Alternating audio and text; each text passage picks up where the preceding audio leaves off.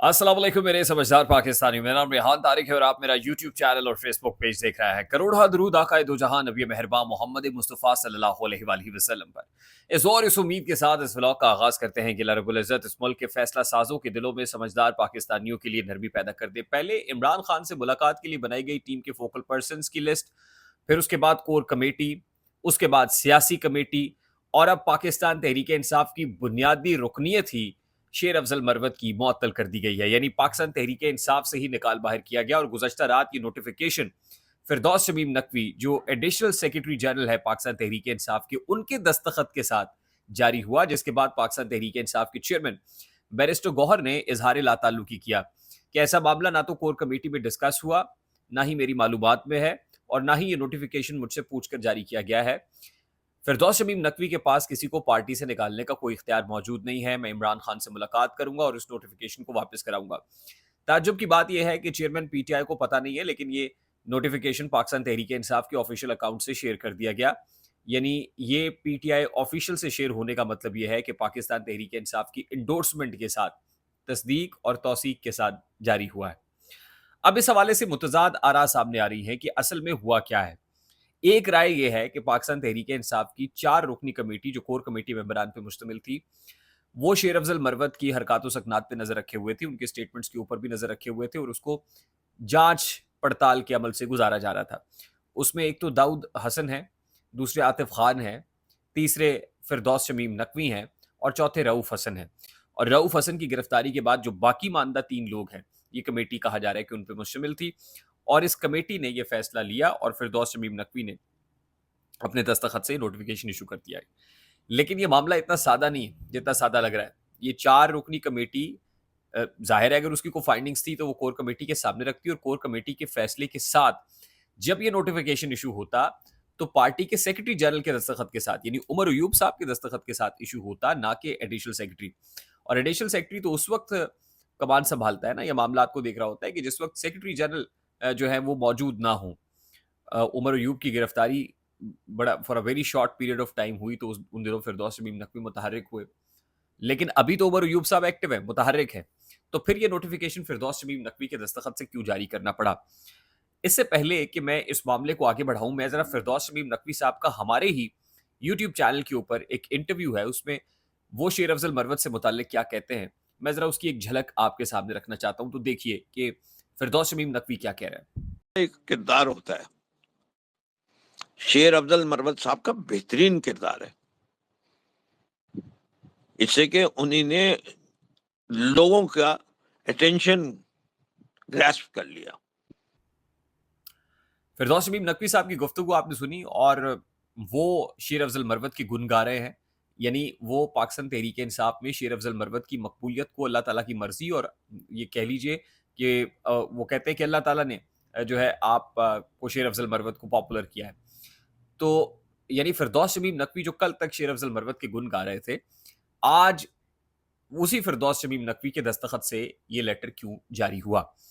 अब एक और राय है और वो राय ये है कि उमर अयूब साहब की मर्जी शामिल थी, लेकिन उमर अयूब साहब ने ये फिरदौस शमीम नकवी की वसातत से उनके रास्ते ये नोटिफिकेशन इशू कराया है। खुद उमर अयूब इसमें पड़े नहीं है। अब ये भी एक राय है।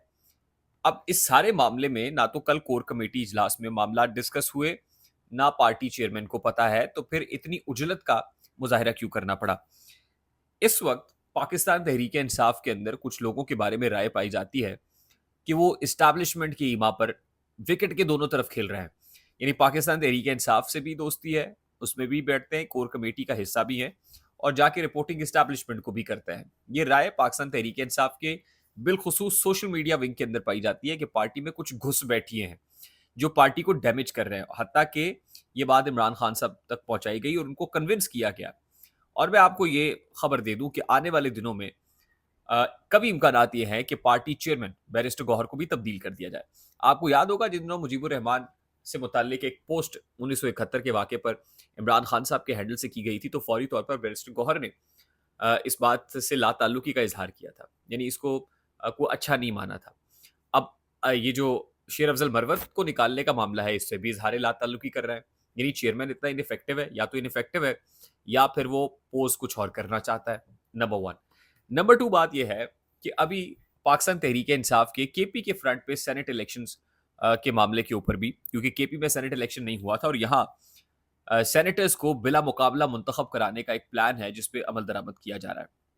और इस हवाले से जेयूआईफे, पाकिस्तान मुस्लिम लीग नून और पाकिस्तान पीपल्स पार्टी से भी मुलाकातें हो रही हैं और वाकिफान हाल ये कहते हैं कि यहाँ भी कुछ इस्टेब्लिशमेंट के लोगों को बतौर सेनेटर मुंतखब कराने का प्लान है और इस्टेब्लिशमेंट के लोग जो पाकिस्तान तहरीक इंसाफ के अंदर बैठे हैं, ये सब उनकी वसातत से हो रहा है। फॉर एग्जाम्पल, एक टिकट जो मिर्जा अफरीदी को जारी किया गया सेनेट का, उसमें ये कहा जा रहा है कि इमरान खान साहब की मंशा के बगैर, क्योंकि मिर्जा अफरीदी वो है जो पार्टी छोड़ के और जिसने जिसने स्टेटमेंट्स दिए, उसको इमरान खान साहब पसंद नहीं करते। वो चाहते हैं कि नूरुल हक कादरी को बतौर सेनेटर मुंतखब किया जाए, लेकिन नूरुल हक कादरी को पसे पुश डाल के मिर्जा अफरीदी का नाम उमर अयूब आपके बैरिस्टर गौहर ने दिया है और उसमें कहा यह जा रहा है कि सेनेट से मुतालिक जो कुछ चल रहा है उसमें शिबली फराज का हाथ भी मौजूद है। तो ये एक और मामला है जो कंट्रोवर्शियल होता चला जा रहा है। अब मैं आपको ये भी बता दूं कि पर्टिकुलरली बैरिस्टर गौहर और शेर अफजल मरवत, इन दो लोगों से मुतालिक, इन लोगों को पार्टी के अंदर लाने वाले और पार्टी के कंसर्न क्वार्टर्स के क्लोज करने वाले एक आईएसआई के साबिका ऑफिसर थे और जिनका नाम है ब्रिगेडियर रिटायर्ड फैसल मरवत साहब। ब्रिगेडियर रिटायर्ड फैसल मरवत साहब केपी में जो आईएसआई का चैप्टर है, जो आईएसआई का डिपार्टमेंट है, उसमें कॉन्ट्रैक्ट के ऊपर काम कर रहे थे और अब उनका कॉन्ट्रैक्ट भी इदारे ने ख़त्म करके तकरीबन 2 महीने हो गए हैं, उनको घर भेज दिया। और जब से उनको घर भेजा है तब से यूँ कहिए कि वो जो छत्तर छाया थी इस्टेब्लिशमेंट की उन लोगों की के ऊपर, उनकी जो जिनको करीब किया गया था पाकिस्तान तहरीक इंसाफ के, वो छत्तर छाया, वो साया उठ गया और वो साया उठ जाने के बाद ही शेर अफजल मरवत का डाउनफॉल शुरू हुआ, बैरिस्टर गौहर का डाउनफॉल शुरू हो चुका है। होते होते मामला यहाँ तक आन पहुंच सकते हैं कि उनको पार्टी से ही यानी पार्टी से तो नहीं, यानी चेयरमैनशिप से जो है वो या तो अलहदा हो जाएं या अलहदा कर दिया जाए। उसके बाद ये अब आने वाले जो दिनों में इस हवाले से शेर अफजल मरवत साहब ने एक ट्वीट भी किया और वो ये कहते हैं कि मैं पार्टी के फैसले का एहतराम करता हूँ, लेकिन मुझे ना तो पूछगछ के लिए बुलाया गया, ना मेरा जवाब लिया गया। और जहाँ तक ताल्लुक है, क्योंकि उस नोटिफिकेशन में कहा गया है कि अब उनको चाहिए कि जो सीट है बतौर एमएनए वो भी छोड़ दें। तो शेर अफजल मरवत कहते हैं कि मेरे हल्के और कबीले के लोगों पर डिपेंड करता है कि मुझे सीट रखनी है या नहीं, मैं उनके फैसले के साथ ये फैसला करूंगा। मेरे जो लीडर है वो आज भी इमरान खान है और इमरान खान के लिए मेरे लिए इमरान खान साहब के दिल में जहर घोला गया, यानी उनको उनके जहर भरा गया और इमरान खान को मुझसे मुतनफ़र किया गया। वो कहते हैं अब भी इमरान खान से मुलाकात की ख्वाहिश है, मुलाकात होगी तो मैं सारे मामलात को क्लियर कर लूँगा। तो शेर अफजल मरवत का जो स्टेटेड पॉइंट है वो भी आ गया है। अच्छा, lastly and very quickly, Ali वज़ीर साहब को गिरफ्तार किया गया है और अली वज़ीर को गुज़श्ता रात पिम्स हॉस्पिटल के बाहर से गिरफ्तार किया गया। बताया गया कि इस्लामाबाद में एक एक्सीडेंट हुआ। एक्सीडेंट अली वज़ीर की गाड़ी का एक मोटरसाइकिल सवार से हुआ। मोटरसाइकिल सवार को मामूली चोटें आई। उसको उठा के अली वज़ीर अपनी गाड़ी में डालते हैं और अस्पताल पहुंचा देते हैं। अस्पताल से बाहर निकलते हैं कि पुलिस, इस्लामाबाद पुलिस उनको गिरफ्तार करके अपने साथ ले जाती है और इस दौरान उनका एक वीडियो भी जारी हुआ है जिसको देखा जा सकता है।